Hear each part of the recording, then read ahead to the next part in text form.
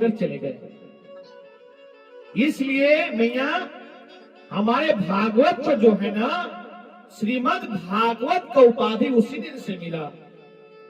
पहले हम क्या कहते थे? भागवत कथा।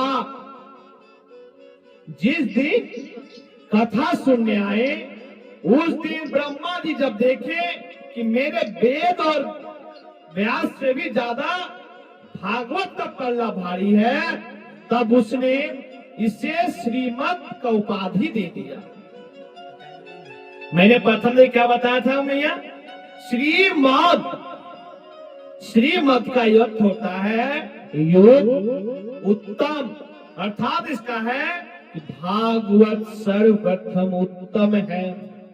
इस कलिकाल में वेद विद्या से बड़े अगर है तो ये भागवत है। इसलिए बोले श्रीमद् भागवत पुराण की जय। बोलिए श्रीमन नारायण भगवान की जय। शौनक ऋषि ने पूछा कि प्रभु कथा आखिर 7 दिन ही क्यों होती है? कथा जो है 1 दिन भी हो सकती है, 2 दिन भी हो सकती है, आखिर श्रीमद् भागवत कथा जो है वो 7 दिन क्यों होती है? इस पर सूर्य बोलते हैं, सर्वप्रथम इस कथा को श्री नारद जी, किंतु साप्ताहिक कथा का विधि नारद जी ने अपने भाइयों सनत कुमारों से श्रवण की। एक बार की बात है मैया, ध्यान से सुनिएगा। एक बार की बात है, सनत कुमार बद्रीशिला, बद्रीशिला जो है मैया, आज हम उसको जानते हैं बद्रीनाथ के नाम पर। पहले वो था बद्रीशिला, मगर अभी हम उसको बद्रीनाथ के नाम पे जानते हैं। पे एक दिन सभी बद्रीशिला पे भ्रमण कर रहे थे अपने भाइयों के साथ, तभी उन्हें नारद जी दिखाई पड़ते हैं। जिस दिन सनत कुमार 4 भाइयों के साथ कर रहे थे, उसी दिन अपने चारों भाइयों में उस नारद जी को देखा और नारद से पूछा, कथं ब्रह्मादिमुखं कथयिषितो भवानः तौरिते गमयते कुत्रं कुस्यातो गमन तव। हे नारद जी, ऐसे उदास में कहां से आ रहे हो? सनत कुमार लोग बोल रहे हैं, जब नारद जी को मुंह लटकाए घूम रहे हैं तो बोलते हैं, नारद जी कहां से आ रहे हो? इतने उदास आखिर क्यों हो? क्या आपका धन किसी ने हरण कर लिया है? आपको जो चेहरा देखकर लगता है कि किसी ने आपको लूट लिया है। तभी नारद बोलते हैं, सनत कुमारो, सनतों का धन आखिर क्या है? हमारे पास धन थोड़ी रहता है। कसचे नाही कोई चोर न लेवे, दिन दिन बढ़त शिवायो। बोलते हैं हमारे पास कोई धन नहीं है, न कोई दौलत है जो चोर छीन लेंगे। तो मेरा धन क्या है पता है भैया? संतों का धन क्या होता है? हमारो धन राधा, हमारो धन राधा, श्री राधा राधा राधा, हमारो धन राधा, श्री राधा राधा राधा, हमारो धन राधा, परम धन राधा। श्री राधा राधा राधा। इस तरह बोलते हुए नारद जी ने बताया। नारद जी अपने भाइयों से बोले, मैं क्यों परेशान हूं, ध्यान से सुनो भैया, बात को ध्यान से सुनिएगा। ये इस कलिकाल के लिए बहुत उपयोगी बात है और ये सत्यता है। अगर आपको नहीं लगे तो उससे मुझे जवाब दीजिएगा। मैं जो बात कहने जा रहा हूं वो ध्यान से सुनिएगा।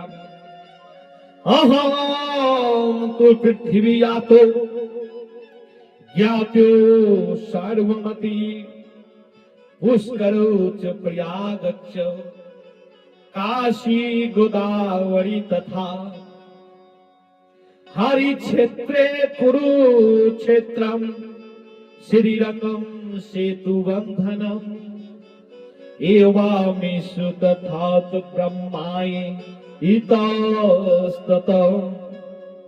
बोलते पता है, मैं पृथ्वी में ना सब जगह गया। कहां का गया? पुष्कर गया, प्रयाग गया, काशी गया, गोदावरी गया, हरि क्षेत्र गया, श्रीरंग गया, सेतु बंधन गया, किंतु मैया मुझे कहीं भी शांति की प्राप्ति नहीं हुई। अरे क्या बोल रहे हो भैया, तुम तो इतने जगह चले गए और बोलते शांति नहीं मिली। मैया है ना, अगर सबसे अगर हमारे तीर्थ स्थल है जिसका नाम मैं बोला वही है ना, हाँ या ना? हाँ। ना पाशम कुरुक्षेत्रे मंत्रो सप्राकर्म कालिना हे बग्मिते धैर्ये बांधुतता। नारद जी कहे, कली ने सबकी बुद्धि को ही दूषित कर दिया है। बोले कैसे? मंदासु मंदो बंदे भाई आओ सर्वे संतो निरामया पाखंडा निरता पाखंडा निरता संतो विरक्ता ही सुप्रिय गृहा। कोई किसी ने का सम्मान नहीं करता, जो जैसा दिखता है वो ऐसा नहीं है। क्या बोलते हैं भैया कि भैया पता है इस कलियुग में ना कोई अच्छा नहीं दिखता, जो दिख रहा है वो है नहीं। आखिर में जो दिख रहा है ना वो है नहीं। बोलते कैसे? बोल रहे मैया, मैं जब ना पृथ्वी पर गया था ना भैया, तो पता मैंने क्या देखा? क्या देखा भैया? मैं जब पृथ्वी पे सभी जगह सब तीर्थस्थल घूम लिया, तो मैं चलो भाई कहीं भी तो मुझे शांति की प्राप्ति हो जाए, ऐसा कहते हुए मैं सर्वप्रथम कहां गया पता है? कहां गए? एक घर पे लिखा हुआ था। क्या लिखा हुआ था? त्यागी बाबा। बोले हाँ बाबा मुझे तो मिल गया, अब तो मुझे कहीं रहने के लिए एक स्थल मिला है, अब मैं यहीं पे रहूंगा, शायद मुझे शांति मिल जाए। जब त्यागी बाबा देखा तो मैं उसके घर में प्रवेश किया, तो भैया पता है मैं क्या देखता हूँ? अरे बाबा बड़े बड़े आलीशान भवन है उनके, बड़े बड़े गाड़ी है, हजारों नौकर चाकर घूम रहे हैं, और एयर कंडीशन में तो रह ही नहीं सकते। तो मैंने सोचा बाबा ये त्यागी कहां से लग रहे हैं, उसने तो कुछ त्याग ही नहीं किया है। आखिर त्यागी किसे कहते हैं? त्यागी वही है ना जो अपने सब चीज को त्याग कर दे। इसलिए भैया जो दिख रहा है वो है नहीं। ठीक है, मैंने थोड़ा आगे और बढ़ा। मैंने जैसे ही थोड़ा आगे बढ़ा तो एक घर पे लिखा हुआ था त्यागी ब्रह्मचारी महाराज आवास। तो मैंने सोचा चलो भाई ये तो ब्रह्मचारी है, शायद उनके घर पे मुझे जगह मिल जाएंगे रहने के लिए और शांति भी मुझे प्राप्ति होगी। और मैंने उसके घर में प्रवेश किया तो देख रहे हैं 3-4 बच्चे जो है ना ब्रह्मचारी जी का आगे पीछे घूम रहे हैं, गोदी में बैठे हुए हैं। तो मैंने शायद पड़ोस के बच्चे होंगे। तो मैंने पूछा ब्रह्मचारी जी महाराज, बोले क्या ये बच्चे किसके हैं? ये जो बच्चे किसके हैं ब्रह्मचारी जी महाराज? बोलते मेरे ही 4-5 बच्चे हैं। हम मैंने तो सर पकड़ लिया, हाय राम ये क्या है? नाम है ब्रह्मचारी और 4-5 बच्चे। बोलो वही भाई वही कली है। मुझे तो समझ हुआ कि नाम ब्रह्मचारी और 4 बच्चे के बाप। चलो भैया मैं और थोड़ा आगे बढ़ा तो एक आवास में लिखा हुआ था मौनी महाराज आवास। हम बोले चलो भाई मुझे अब तो कोई आवास मिला है जहां मैं सुख शांति से रह सकता हूं। मैंने जैसे ही घर में प्रवेश किया मौनी महाराज तो इतने बक रहे थे कि रुकने का नाम ही नहीं लिए। मैंने बोला बाबा ये कौन सा मौनी है? हाय राम, मौनी का अर्थ है मौन। इसलिए मैया अगर आप नवरात्रि या भी करते हैं तो आप मैया कुछ दिनों के लिए अपना मौन धारण कर लेना। जब आप मौन धारण करोगे ना, मौन व्रत, तो पता है आपके मुंह से जो वाणी निकलेगी ना वो तेज निकलेगी, तेज। इसलिए मैया अगर आप साल भर नहीं कर सकते हैं तो आप लोग नवरात्रि में 9 दिन जरूर मौन धारण कर लेना। इसके बाद जो आपके मुंह से वचन निकलेंगे वो तेज धार आग की तरह वचन निकलेंगे। क्योंकि आदमी अगर मौन धारण करता है तो उसका बहुत सिद्ध होता है। चलो तो मैंने मौनी बाबा का आश्रम में था तो मैं इतना बक कर रहा है कि मौनी बाबा को बक का नाम ही नहीं रुक रहा है। मैंने बोला भैया ये कौन मौनी बाबा है? इसी तरह भैया इस कलियुग में ना जो दिखता है वो है नहीं। नारद कहते भैया तरुणी प्रभुत गे श्याला को बुद्धिदाये कन्याए विकृणयो लोभी दम्प्रदे करवे सहे। घर में नई बहू की चलती है, सास की तो चलती ही नहीं है। घर में ना आजकल देखे नई बहू चल रही है। जैसे ही बोले चलो भैया मेरे बहू बहुत अच्छी है, रोज सेवा करे, रोज पाँव दबा रही है, और जैसे ही तिजोरी की चाबी बहू के हाथ में मिली कि बहू तो सेवा का दूर अपने पति को अपने कंट्रोल में कर लेते हैं। और क्या बोलते हैं पता है? ए जी क्या हुआ? अरे बूढ़ा बूढ़ी क्या कर रहे घर में, मुझसे उनका सेवा नहीं होगा। अरे भैया जब तो तिजोरी का चाबी था तब तो ठीक, और जैसे तिजोरी की चाबी उनके हाथों में लगी और वो कहां जाए।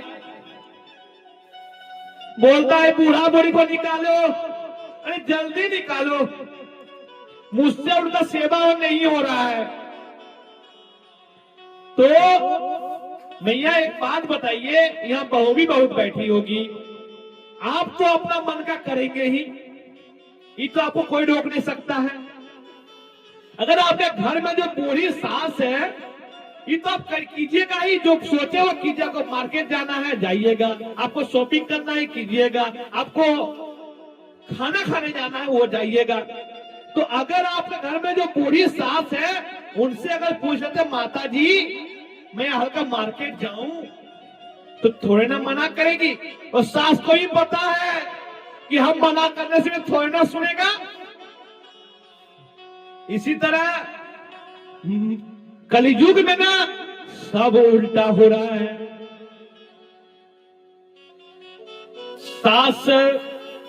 सास ससुर को बहू नहीं पूछ रही है। और दूसरा नंबर क्या पता है?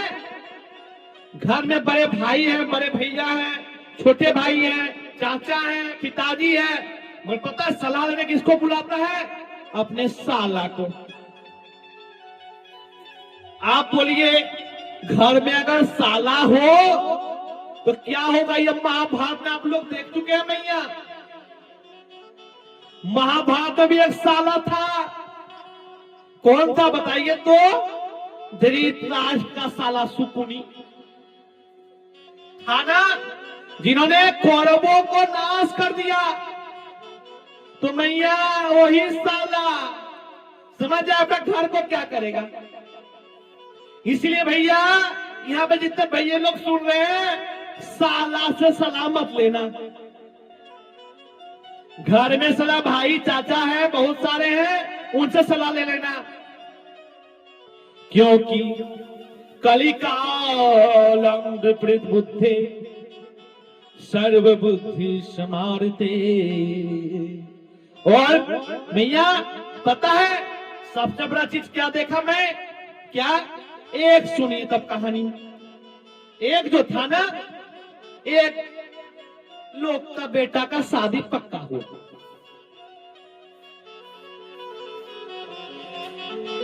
तो उसने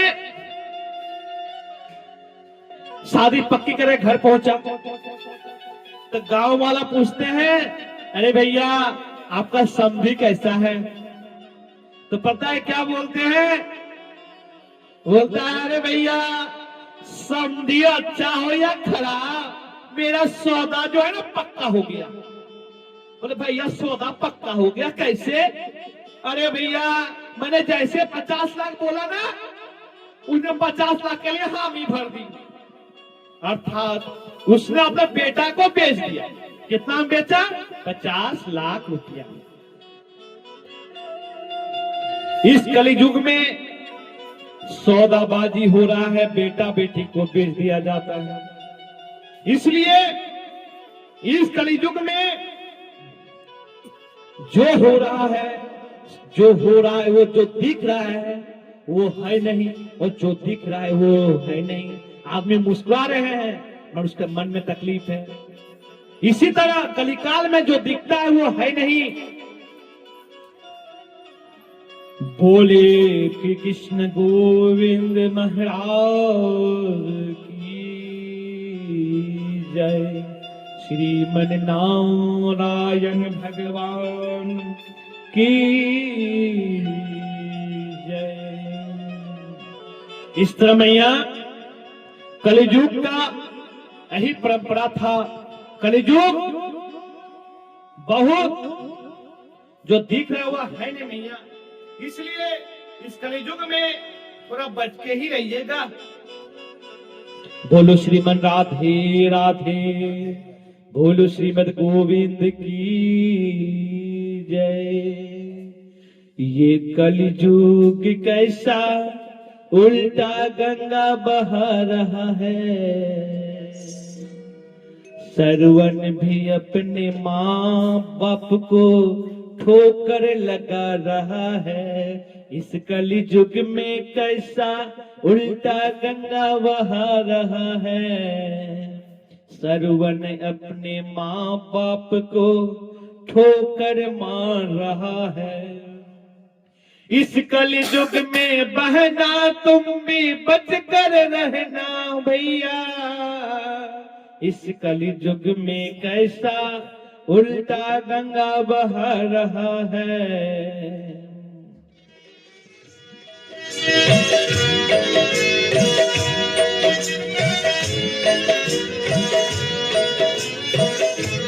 श्रीमन राधे राधे।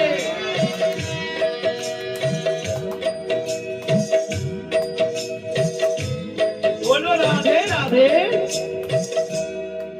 यशोमती मैया से बोले नंदलाला, राधा क्यों गोरी मैं क्यों काला, राधा क्यों गोरी मैं क्यों काला। यशोमती मैया से बोले नंदलाला, बोली मुस्कुराते मैया सुन मेरे प्यारे, बोली मुस्कुराते मैया, सुन मेरे प्यारे, गोरी गोरी काला धिका के नैन कजरारे, काले नैन बालिनी हो, काली नैन बालिनी ऐसा जादू डाला इसीलिए काला। सोमती मैया से बोले नंदलाला, राधा क्यों गोरी मैं क्यों काला, राधा क्यों गोरी मैं क्यों काला। इसका बोलती है बेटा कान्हा पता है नंदा राधा क्यों गोरी है, क्योंकि पूर्णिमा में आई थी, उसमें देखो राधा गोरी है मगर उसका आंख जो है ना वो अभी काली है, इसमें में राधा रानी सुन लेती है और बोलती है इतने में राधा प्यारी आई इठलाती, इतने में राधा प्यारी आई इठलाती, मैंने नया जादू डाला बोली बल खाती, मैया कन्हैया तेरा हो,